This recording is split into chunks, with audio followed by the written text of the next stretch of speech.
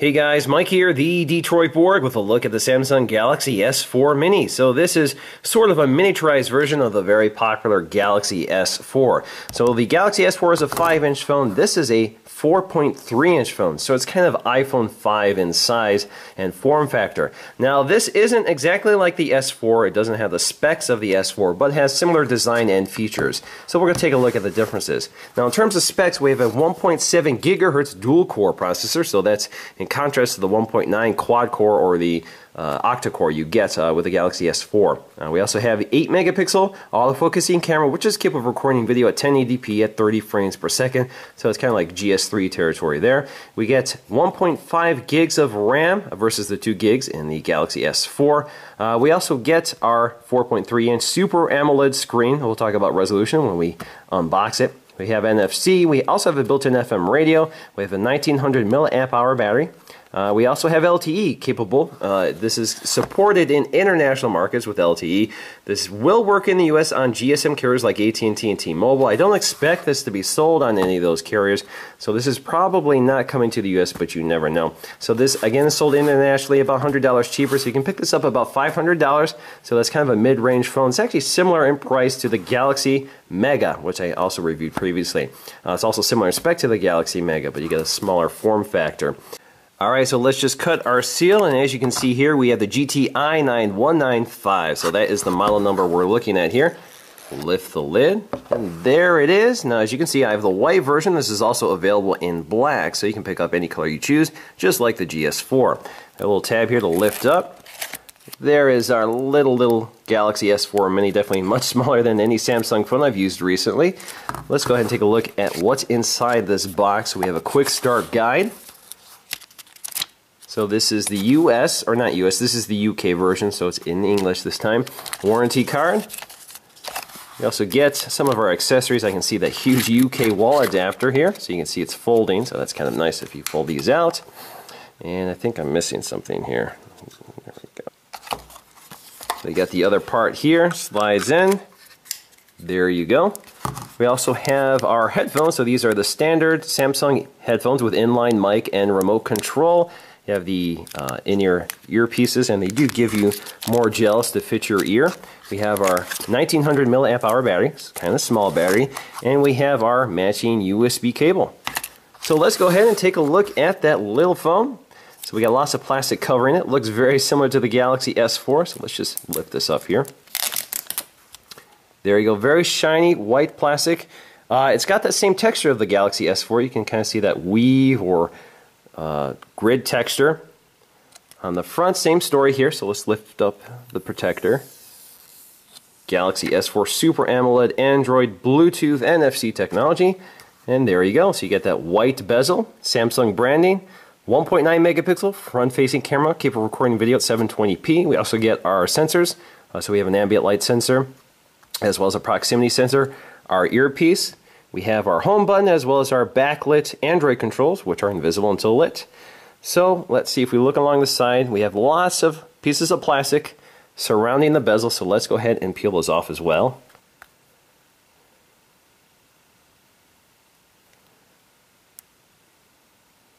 Alright, so there we go, we got the last piece of plastic. Now around the camera we don't see a piece of plastic like you got with the Galaxy S4, so nothing to peel off there.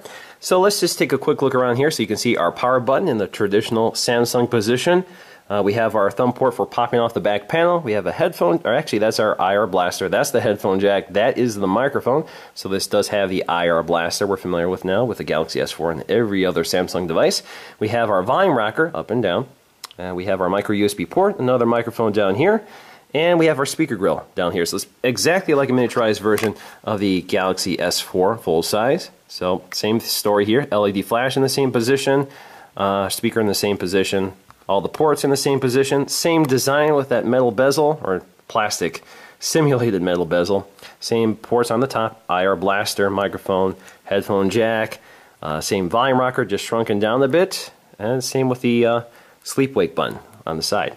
Alright, so let's crack open this phone. So we're going to peel off this back cover. Pops right off.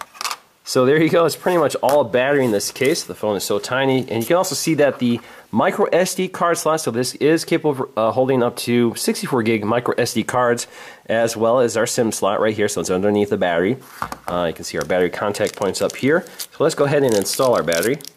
Just going to drop it in, pop it into place. Now another thing you're missing here is a LED notification light, so that's usually positioned over here. You'll find that on the GS4 5-inch as well as phones like the Galaxy Mega. Alright, so let's just go ahead and boot this up for the first time. A little vibration. Galaxy S4 Mini GTI 9195.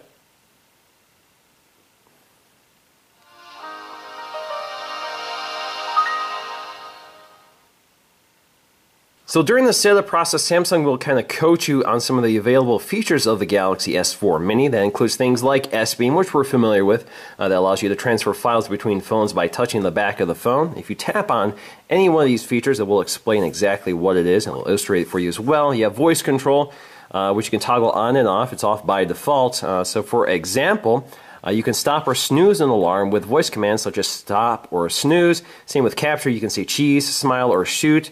Same with music controls, that sort of thing. You have to be about 20 to 30 centimeters away for that to work. We also have easy mode, which kind of turns the phone into kind of a simpler user interface. It places all the major apps on the home screen, so you have quick access to everything you need without setting up the device personally. You also have adapt display, which will adapt the display to the ambient conditions. So let's go to next.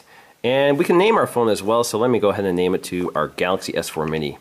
Alright, so let's go ahead and take a look at this 4.3-inch display, resolution of 540 by 960, good for a pixel density of 256 ppi. Certainly not in the 1080p range of the Galaxy S4 5-inch phone. If you look at them side by side here, you can see there's a big difference in size, obviously. But I actually find this display to be brighter. So again, both are AMOLED displays. Both are very nice displays, but this seems to be brighter than the 5-inch display. But certainly not the pixel density of the 5-inch display. This is a very, very nice display. But if we look at the iPhone 5 here, again, very similar in size and form factor to the GS4 Mini. You can see that the GS4 Mini is still a bit larger. They've filled the same footprint with a larger display than the iPhone 5. Now, the iPhone 5 is narrower.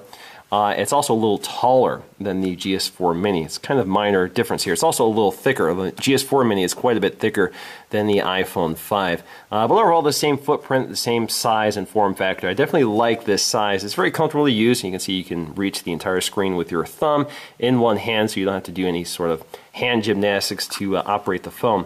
I really like that sort of size and form factor, so it's kind of nice to see we're getting this from Samsung instead of focusing entirely on large phones. Now, like the full-size GS4, this is running the latest version of Android, Android 4.2.2. It's also running the latest version of TouchWiz, so you get very similar overall user experience, including that starburst effect to unlock the screen. If we look at our home screens, again, very similar territory here. This is the default configuration, so you have lots of Samsung-orientated widgets. So you got Samsung Hub, you got the Story Album app, you got your weather and clock widget, a lot of the pre-installed apps, your camera widgets or your camera app. There you go. So you got lots and lots of them. You can use that little scroller here. You can edit them just by pinching out. You can change which one is the home screen. You can delete them. That sort of thing. So it's all pretty familiar territory here. If we go to your apps here, you can see the apps that Samsung has included. That includes S Planner, of course, Chat On, Samsung Apps, and Samsung Hub. You also have Watch On. Now, Watch On is the app that allows you to use the IR blaster to control your TV. I've demonstrated that before. It's kind of a nice app. Basically allows you to connect to your TV so you can program your devices into the Watch On app and control it using your phone. You also have Group Play, which allows you to connect other Samsung devices so you can share music, files, or games. It's kind of a neat app as well. We have S-Translator, which translates text in real time. Works pretty well, so you can both speak it and write text, and it'll translate for you. It's kind of nice if you're traveling. You have an FM radio here, which is kind of different. We don't have that on the full-size GS4, and you have also lots of other Google apps, such as YouTube, Play Music, Maps, and Google Chrome, of course. We also have Dropbox, Flipboard, TripAdvisor, Voice Search, which is Google's Voice Search, Samsung Link, and the Story Album app. Now, what you don't have here that you get with the GS4 is S Health, so that's missing here as well. Now, in terms of feature set, this is pretty familiar territory here. We do have lock screen widgets, which are turned off by default, and I'll show you how to enable those under settings. Again, this is Android 4.2, so we have our drop-down menu here with our expandable notifications. We have our widgets up here, which is a very touch-with sort of thing to do. We can also use that two-finger gesture to bring down our quick settings. So you can see the quick settings actually reveal some of the differences between the 5-inch model and the Mini. So let's go to our quick settings here, and you can see some of the things that are missing here. So for example, air view and air gesturing not available on the S4 Mini. We also don't have smart pause or smart scroll on the S4 Mini. We do have smart stay, so smart stay technology uses the camera here to monitor your eyes. So it knows whether you're looking at your phone or not, and will either prevent the phone from going to sleep or allow it to go to sleep. So that's a feature we're pretty familiar with now that it actually debuted with the GS3 a while ago. So unfortunately, even though it has the GS4 name, it doesn't have some of the hallmark GS4 features that I think we've come to expect with the GS4. So that's kind of unfortunate here. So that's something to keep in mind. Now, as always, we have our Android controls down here. So we have our menu button, which again is contextual. We have our back button, and we have our home button. Some of these have dual functions. So for example, if we tap and hold the menu button, it gets us to Google Now. What's the weather like tomorrow in Detroit? Tomorrow's forecast for Detroit is 79 degrees and partly cloudy. All right, now the home button also has a few functions here. So if we tap and hold that, it gets us to our app launcher here. So these are all of our recent apps, and we can quickly jump to any one of them just by tapping on them or swipe them out of the way. We can also clear all of them just by hitting that. Get us back there. We can go to Google Now as well. Brings us to Google Search. And if we go back here to our System Manager here, so you can see our active apps. We can end individual apps. We can go to downloads, RAMs. You can see how much RAM we have left running, and we can see our storage capacity. Now you can also double tap the home button to get to S-Voice. What's the weather like tomorrow in Detroit?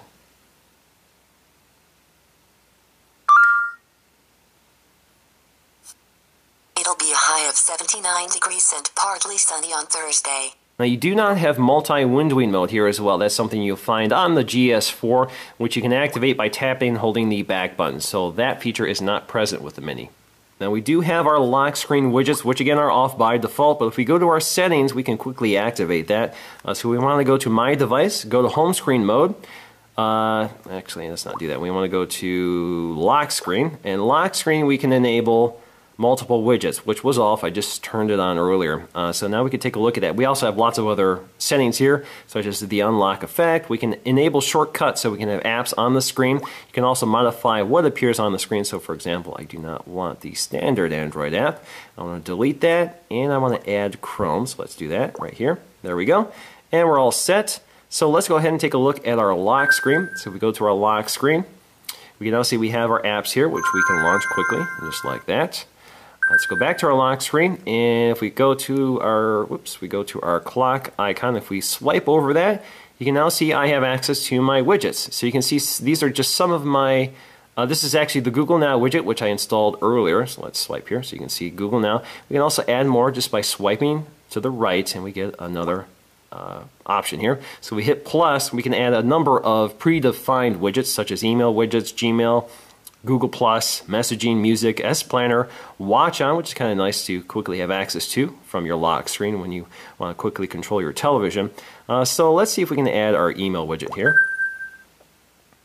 So there you go, that is our email widget. So let's go to the lock screen, swipe again, there is Google Now, and there is our email. We can quickly look at that, and we can click on any one of these. This is all junk mail, so hopefully nothing too offensive.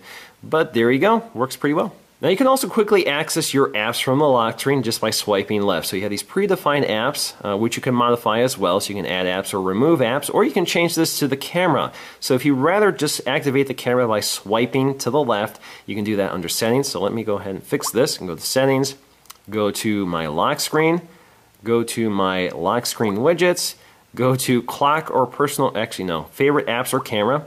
And we're going to select camera instead of favorite apps, click save. Now if we go to our lock screen, swipe, there we go, quickly access our camera. Now speaking of the camera, again, this is actually very familiar. We have our modes here, so we have sports, night, auto, beauty face, best photo, continuous shot, best face, sound and shot, rich tone HDR, panorama, sports, etc., etc., etc. So we have lots of modes here. What you won't find is that dual shot mode, which records both the front-facing and rear-facing camera at the same time. That's something the GS4 does. Now the controls are pretty familiar here. So we have our camera shutter, we have our video. So we can record video, and we can pause it and resume it. We can also shoot photos while we're recording video. So as you can see, it mutes the shutter sound effect so it doesn't interrupt your video recording. Now in terms of the sharpness of the display, I'm actually pretty impressed here. So if we look at the really small text on the full The Verge website, you can see it's pretty readable. It is a little crunchy looking, but it's not too bad. So I'm pretty impressed, and of course you can pinch in and out to zoom on that text to make it more readable. Now I find the biggest challenge here with this smaller display and the smaller text is just the brightness of the display. So OLED technology, even at full brightness, really isn't terribly bright. So for example, if you look at the iPhone here, you can see it's quite a bit brighter. So the background is much wider, which makes the text really pop out here. So you can see that the black text is much sharper. So that's something to keep in mind here. It's still a great display. I have really no complaints here. OLED technology has its benefits. And I think it's actually pretty sharp, even though it's not over 300, over 400 ppi. I actually have no complaints here in terms of that lower quality display. Now the keyboard is pretty familiar if you're used to an iPhone, so it is a little tight here, but it feels pretty comfortable to type on. If you go to settings, you have other controls here. So you have continuous input, so you can enable that. So if we have continuous input enable, we go back to our keyboard and get to, here we go, we can start, basically it's a swipe-like control. Although this is a test, so it works pretty well. And of course you have your voice keyboard as well. Actually, if we tap and hold the control down here, we get to our voice. Hello, this is Michael from Rochester Hills, Michigan, period. And that works extremely well. Now in terms of benchmark scores using Antutu, you can see that the GS4 5-inch is definitely best. The Mini by quite a substantial margin here, so 25,000 versus 14,000.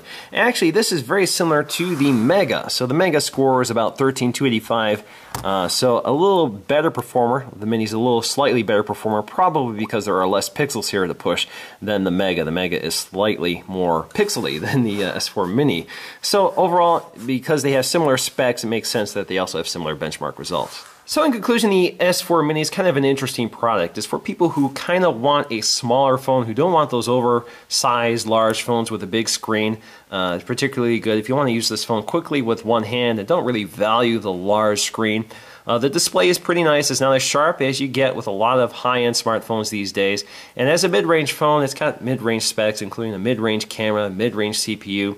It doesn't have all the features of the full-size GS4, which kind of confuses things here because this is labeled a GS4, but doesn't really resemble a GS4. Maybe it resembles it in design, and maybe the user experience is similar, but the feature set is quite different, and certainly the specs are completely different. So it's called a GS4 Mini, but really it's its own product. It's still a mid-range phone. It would be nice if we had a phone this size with full high-end specs. So it'd be nice if the GS4 Mini actually resembled the GS4 in specs, but had the smaller form factor. Not everybody likes a large screen, so that's a consideration here. That's why the iPhone 5 is still only 4 inches. It's why a lot of people still prefer that size instead of going to the 5-inch phones we're getting nowadays. So definitely, I like this phone. I wish the specs were a little bit better. I wish the camera was a little bit better. I wish the screen was a little sharper resolution. But I'm pretty impressed overall for the price. And I definitely think this fits a niche for a lot of people who want a smaller phone and don't care about all the features the GS4 offers. You still get all the benefits of TouchWiz, still works pretty smoothly, and with that lower resolution screen, less pixels to push, I have no complaints here in terms of overall performance. So there you go. That is the GS4 Mini. I hope you enjoyed this video, and I'll see you again in the next one.